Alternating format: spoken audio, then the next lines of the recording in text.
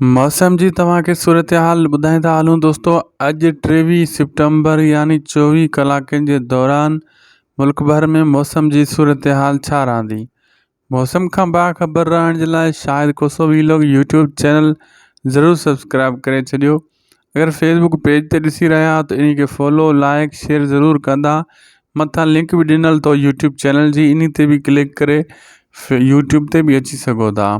दोस्तों तव्हांखे मौसम जी अपडेट ॾींदा हलूं त अॼु 23 सितंबर 24 कलाकनि जे दौरान मुल्क भर में मौसम जी सूरत हाल छा रहंदी। पहिरीं ॻाल्हि दोस्तों, अॼु पंजाब में कुझु इलाइक़नि में ऐं KPK गिलगित बल्तिस्तान ऐं कश्मीर जे कुझु इलाइक़नि में थोरी घणी बरसाति जो इम्कानु आहे ऐं बलूचिस्तान जे बि हिकु अधु चंद मक़ामात ते बरसाति जो इम्कानु आहे, जीअं ज़ोब थी वियो या वरी साहिली इलाइक़ा बलूचिस्तान जा।